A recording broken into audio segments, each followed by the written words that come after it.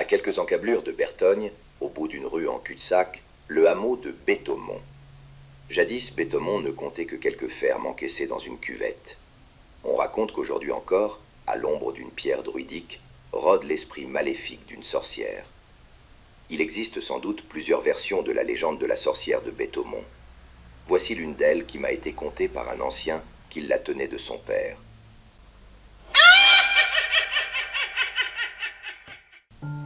Alors qu'un fermier de la région emmenait ses 3 vaches au pâturage, il croisa le chemin d'une vieille femme qui lui promit 5 pièces d'or en échange de sa plus belle vache.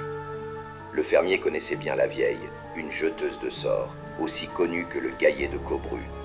Il savait que la guigne avait mauvais œil. Ne s'en laissant pas compter, il refusa de lui céder une bête, encore moins celle qui menait l'équipage. Et c'est en martelant du pied tout en traitant la vieille de tout nom qu'il se mit à la chasser. Furibonde, la maquerelle s'en alla. Mais avant de disparaître, elle se retourna, et tout en brandissant son bâton vers le ciel, lança par 3 fois un semblant de « Margaritas peras nones ». Que voulait dire ce charabia? Était-ce un sort jeté par la maquerelle?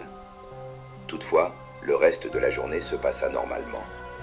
Le lendemain, alors que le fermier se rendit dans l'étable, quelle ne fut pas sa surprise de voir sa protégée couchée et bien en peine à respirer. Se remémorant sa rencontre de la veille, il vociféra « C'est la Nerbiès, elle m'a jeté un sort ». Malgré les bons soins, rien n'y fit. La belle était au plus mal.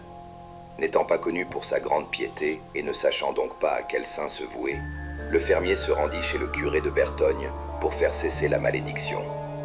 Malheureusement, même les prières du prêtre ne purent la sauver, et la pauvre périt dans les heures qui suivirent. Ce n'est que bien plus tard que le mystère fut levé. Au lendemain de la mort de la maquerelle, les cloches de l'église de Bertogne se mirent à tinter durant bon temps, annonçant la fin des sabbats, des rondes autour du diable et des danses avec les chats noirs. Un grimoire fut retrouvé au pied de la dépouille, reprenant les sorts jetés par la sorcière. C'est un vieux rebouteux qui leva le voile en révélant la signification de « Margaritas peras nones » prononcé par 3 fois. Ce qui voulait dire « Marguerite passera à trépas au 3e paix de nonne ». À cette époque, les paix de nonne n'étaient pas des petits beignets, mais les premiers sons de cloche du matin.